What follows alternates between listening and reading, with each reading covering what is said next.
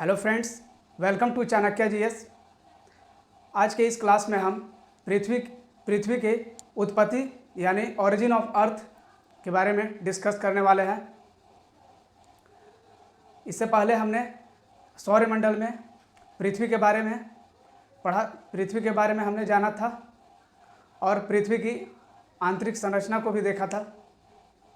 तो चलिए देखते हैं पृथ्वी की उत्पत्ति कैसे हुई, जानते हैं इसे।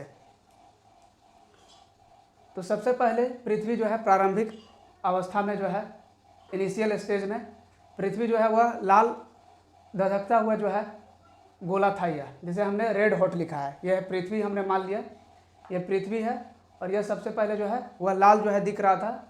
लाल जो है वह गोला था, जलता हुआ एक तरह का जो है वह गोला था पृथ्वी।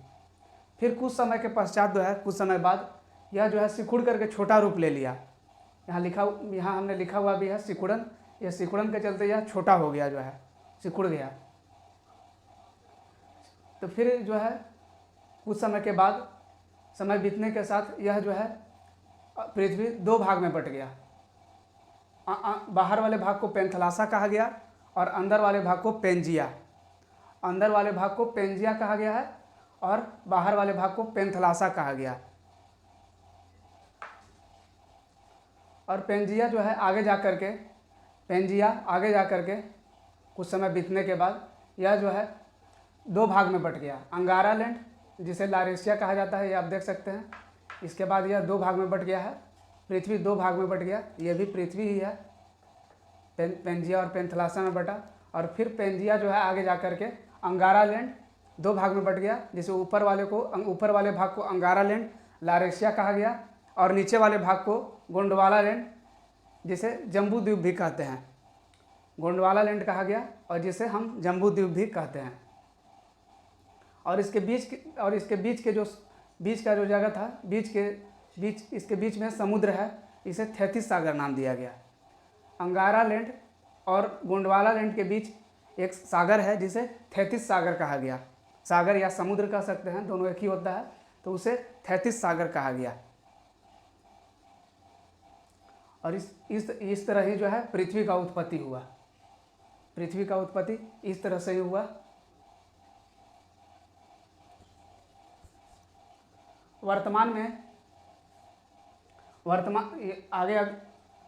आगे कुछ हम इम्पोर्टेंट पॉइंट को जानेंगे पृथ्वी की उत्पत्ति से रिलेटेड। तो पहला है, वर्तमान में उत्तरी गोलार्ध के देश अंगारा लैंड के भाग हैं। वर्तमान में जितने भी उत्तरी गोलार्ध के देश हैं, ये नॉर्दर्न हेमिस्फीयर, ग्लोब में आप देखते होंगे ऊपर नॉर्दर्न हेमिस्फीयर होता है उत्तरी गोलार्ध, और नीचे वाले भाग को कहते हैं दक्षिणी गोलार्ध, साउदर्न हेमिस्फीयर। तो यही कहा गया है। आगे हम लोग इसको डिटेल में जो है अक्षांश और देशांतर में हम लोग उत्तरी गोलार्ध और दक्षिणी गोलार्ध पूर्वी जो भी है इसे हम जो है जानेंगे आगे अक्षांश और देशांतर में, विश्व भूगोल में। जब वर्ल्ड जियोग्राफी में हम लोग जब एंटर करेंगे तो उसमें हम लोग अक्षांश और देशांतर के बारे में काफ़ी डिटेल में जानेंगे। यहाँ बस हमें यह ध्यान रखना है कि उत्तरी गोलार्ध के देश जितने भी वर्तमान में उत्तरी गोलार्ध के देश अंगारा लैंड के भाग है। अंगारा लैंड जो ऊपर में था, पृथ्वी का ऊपर वाला भाग, पेंजिया जो आगे जा कर के दो भाग में बट गया, जैसे ऊपर वाला भाग था अंगारा लैंड, तो अंगारा लैंड के भाग है जितने भी उत्तरी गोलार्ध के जितने भी देश हैं। जैसे हम देख सकते हैं यूरोप हो जाएंगे और भी बहुत सारे देश हो जाएंगे, ग्रीनलैंड। तो ये सब जो है अंगारा लैंड के भाग है। अंगारा लैंड के ये सभी भाग हैं, जिसे हम लारेशिया भी कह सकते हैं। और जबकि दक्षिणी गोलार्ध के देश गोंडवाना लैंड के भाग है, जिसे हम जम्बू द्वीप कहते हैं। नीचे वाले जो निचला भाग है, दक्षिणी गोलार्ध जो नीचे में है, वो सभी देश गोंडवाना लैंड के भाग है। नेक्स्ट पॉइंट अब इसमें आता है, भारत का उत्तरी भाग अंगारा लैंड तथा दक्षिणी भाग गोंडवाना लैंड का हिस्सा है। और इसी तरह से भारत में भी जो है, ये तो हमने विश्व में देखा, पूरे विश्व में हमने देखा कि उत्तरी गोलार्ध का देश अंगारा लैंड और दक्षिणी गोलार्ध का जितना भी देश है वो गोंडवाना लैंड का भाग है। लेकिन भारत में भी हम लोग यहाँ देखेंगे कि भारत का उत्तरी भाग अंगारा लैंड तथा दक्षिणी भाग गोंडवाना लैंड का हिस्सा है। जितना भी जो है भारत का उत्तरी भाग अंगारा लैंड, ऊपर का भाग जैसे जम्मू कश्मीर हो गया, उत्तराखंड, पंजाब, तो ये सभी जो है उत्तर वाले भाग जो है वो अंगारा लैंड के भाग है, अंगारा लैंड के हिस्सा भाग में है। और दक्षिणी भाग जो है, भारत का दक्षिणी भाग जो है, जैसे तमिलनाडु, केरल, ये सभी जो है वो गोंडवाना लैंड के भाग हैं, गोंडवाना लैंड का हिस्सा है। आगे बढ़ते हैं अब। और 33 सागर के जगह पर आज जो 33 सागर है, अंगारा लैंड और गोंडवाना लैंड का जो बीच का जो खाली जगह आप यहाँ देख रहे हैं, ब्लू जो डॉटेड लाइन से इस तरह से बनाया गया है समुद्र जो है, तो ये जो है आज जो है यहीं पर हिमालय पर्वत स्थित है। जो हिमालय माउंटेन है वो इसी के जगह पर आज स्थित है, वो इसी के जगह पर आज स्थित है। 33 सागर के जगह पर ही आज हिमालय पर्वत स्थित है, हिमालय माउंटेन। ये ध्यान रखेंगे आप। नेक्स्ट पॉइंट है, महाद्वीपों के वर्तमान स्वरूप को सर्वप्रथम टेलर ने दिया। टेलर नाम के एक वैज्ञानिक थे, उन्होंने ही जो है महाद्वीपों का वर्तमान जो स्वरूप है उसके बारे में, जो मतलब जो जैसा दिखाई देता है जितना भी महाद्वीप, उसके बारे में जो है सर्वप्रथम जानकारी टेलर नामक वैज्ञानिक ने दिया।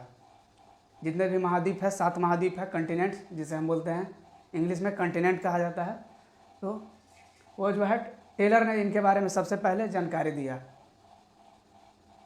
महाद्वीप के बारे में। किंतु टेलर की अवधारणा को अंतर्राष्ट्रीय मान्यता नहीं मिली।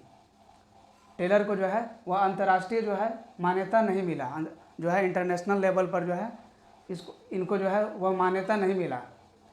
इनके जो दिया गया इनके जानकारी था महाद्वीप के बारे में, तो लेकिन इनको मान्यता नहीं दिया गया, इनवैलिड कर दिया गया। इनके बातों को इनवैलिड जो है बताया गया।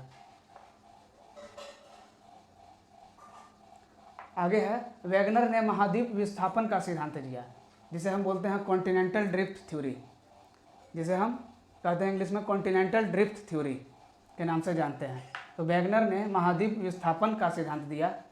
महाद्वीप विस्थापन का मतलब है यहाँ पर कि जो है महाद्वीप का एक जगह से दूसरे जगह जा कर के स्थापित हो जाना, वही जो है महाद्वीप विस्थापन सिद्धांत कहलाया। इसमें बहुत सारे ऐसे हैं महाद्वीप कि जो कि पहले कहीं और थे और अभी वर्तमान में आप देखेंगे अगर तो कहीं और जा कर के बस चुके हैं, कहीं और जा कर के जो है उनका जो है मतलब जो है स्थान जो है प्लेस जो है चेंज हो गया है। तो यही जो है वैगनर ने यहाँ ये बताया कि महाद्वीप विस्थापन का सिद्धांत जो है कि दिया, जिसे मान्यता भी मिली, जिसे जो है कि मान्यता भी मिली। आगे है अब, उत्तरी ध्रुव के समीप बिखरे हुए द्वीप पेंथलासा के भाग हैं। जो उत्तरी ध्रुव है हमारा जो विश्व का जो उत्तरी ध्रुव है, विश्व का जो उत्तरी ध्रुव है उसके समीप बिखरे हुए द्वीप पेंथलासा के भाग हैं। जितना भी जो बिखरा हुआ द्वीप है उसके आसपास में, उत्तरी ध्रुव के आसपास में जितने भी छोटे छोटे द्वीप हैं बिखरे हुए इधर उधर, वो सभी पेंथलासा के भाग हैं। ये तो हम लोग ये तो ऊपर में हम लोग जाना कि ये सब पेंजिया के भाग हमने देखा कि पेंजिया के अंगारा लैंड जितना भी देखा हमने पेंजिया के बारे में जाना ऊपर। लेकिन यहाँ पर इसमें इस पॉइंट में है कि उत्तरी ध्रुव के समीप बिखरे हुए द्वीप जितने भी हैं, जितने भी द्वीप हैं, आइलैंड बोल सकते हैं हम, तो वो सभी जो है पेंथलासा के भाग हैं। पृथ्वी 2 भाग में बटा था, पेंजिया और पेंथलासा, तो यही जो है पेंथलासा के भाग है। जितने भी छोटे मोटे जो द्वीप हैं उत्तरी ध्रुव के पास वो सभी पेंथलासा के भाग हैं। इसे पेंथलासा ही इंग्लिश में भी पेंथलासा ही बोला जाता है, और पेंजिया को पेंजिया ही कहा जाता है। आप लोग का जियोग्राफी के इंट्रोडक्शन क्लास में जो है एक इम्पॉर्टेंट चीज़ वो जो है छूट गया था, जिसे मैंने आज जो है आप लोग के सामने लाया है। तो वर्ल्ड जियोग्राफी और फादर ऑफ जियोग्राफी ये छूटा हुआ था इंट्रोडक्शन क्लास में जियोग्राफी के। तो वर्ल्ड जियोग्राफी और फादर ऑफ जियोग्राफी जो है इरेस्टोस्थीनिस को कहा जाता है।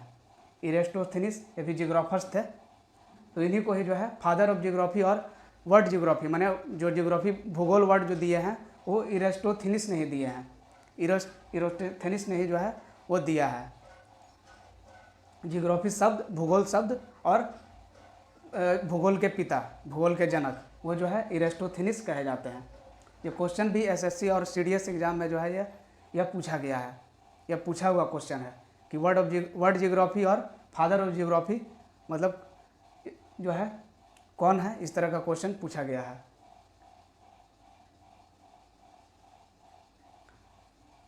ये थे पृथ्वी की, और ये था पृथ्वी की उत्पत्ति से संबंधित जो भी इम्पोर्टेंट पॉइंट को हमने जाना। अब आगे है प्लेट विवर्तनिकी का सिद्धांत। प्लेट विवर्तनिकी का सिद्धांत जिसे कहते हैं प्लेट टेक्टोनिक थ्योरी, जो फेमस है प्लेट टेक्टोनिक थ्योरी के नाम से। तो इसे ही हम जानेंगे। सबसे पहले हैरी हेस ने दिया, इससे पहले इस जो है प्लेट, इसका सिद्धांत जो है प्लेट टेक्टोनिक थ्योरी का जो सिद्धांत है, प्लेट टेक्टोनिक थ्योरी को जो है यह सबसे पहले हैरी हेस ने दिया। इसे जो है हैरी हेस के द्वारा ये जो है दिया गया है। हैरी हेस नाम के ये भी जियोग्राफर्स हैं, तो इन्हीं के द्वारा जो है प्लेट टेक्टोनिक थ्योरी दिया गया है। तो इनके अनुसार जो है इनके अनुसार पृथ्वी बहुत मोटे प्लेटों पर टिकी हुई है। इनके अनुसार इन्होंने कहा कि पृथ्वी जो है बहुत मोटे प्लेटों पर जो है वह टिकी हुई है, और जिसकी मोटाई लगभग 100 किलोमीटर है। 100 किलोमीटर जिसकी मोटाई जो है इन्होंने बताया, और इसी पर जो है पृथ्वी जो हमारा है, पूरा जो गोला है वह इसी पर टिका हुआ है। प्लेट पर ही मतलब टिका हुआ है। इनके कहने का अर्थ है कि प्लेट पर ही जो है वह पृथ्वी जो है संपूर्ण जो है पृथ्वी संपूर्ण गोला जो है वह इसी पर प्लेट पर ही टिका हुआ है।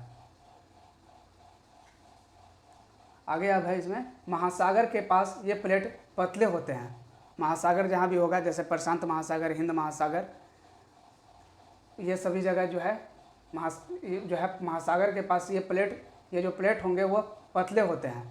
वो जो है उनका जो है मोटाई काफ़ी जो है कम होता है, पतले होते हैं, जबकि महाद्वीपों के पास मोटे होते हैं। महाद्वीपों के पास ये जो है काफ़ी इनकी जो है ये मोटे होते हैं। महाद्वीप जितने भी कंटिनेंट होंगे वहाँ पर जो प्लेट होंगे वह जो है वहाँ पर जो है ये प्लेट मोटे होते हैं। और महासागर के पास जब हम लोग जाएंगे तो महासागर के जब नीचे में देखेंगे, महासागर के नीचे में ये प्लेट पतले होते हैं, और महाद्वीपों के पास जो है ये प्लेट जो है मोटे होते हैं। इनका साइज काफ़ी मोटा होता है। आगे अब है पृथ्वी पर 20 छोटे प्लेट है। इसी तरह से जो प्लेट है वो 20 जो है छोटे प्लेट हैं। जहाँ तहाँ जो है वह इधर उधर जो है 20 छोटे प्लेट हैं पृथ्वी पर, और 7 बड़े प्लेट हैं। और जबकि जो है 7 बड़े प्लेट हैं पृथ्वी पर जो है वह पृथ्वी पर जो है वो 7 बड़े प्लेट हैं और 20 छोटे प्लेट हैं। तो 20 छोटे प्लेट में बहुत सारे हैं, ये ज़्यादा इम्पोर्टेंट नहीं है। अगर हम एग्ज़ाम पर्सपेक्टिव से देखें तो ये 20 जो है छोटे प्लेट वो ज़्यादा इम्पोर्टेंट नहीं है। यहाँ पर 7 बड़े प्लेट जितने भी आते हैं ये जो है एग्ज़ाम में भी जो है इनसे क्वेश्चन बनते हैं, तो इन्हीं को ही हम जानेंगे। तो पहला है 7 बड़े प्लेट में सबसे पहला है दक्षिणी अमेरिका, जो है दक्षिणी अमेरिका प्लेट। ये जो है दक्षिणी अमेरिका का प्लेट हम बोल सकते हैं पूरा। तो ये दक्षिणी अमेरिका का प्लेट है सबसे पहला। 7 बड़े प्लेट में जो है सबसे पहला आता है दक्षिणी अमेरिका प्लेट आता है। उसके बाद दूसरा है उत्तरी अमेरिका प्लेट। उसी तरह से उत्तरी अमेरिका प्लेट भी है।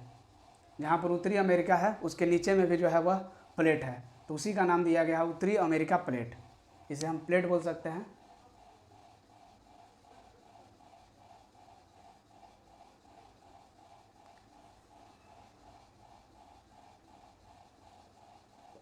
प्लेट जैसे हम लोग प्लेट में जैसे खाना हम लोग खाते हैं, तो उसी तरह से यहाँ पर भी जो है पूरा जो है पृथ्वी जो है उसी तरह से इस प्लेट पर भी मतलब जो है टिका हुआ है।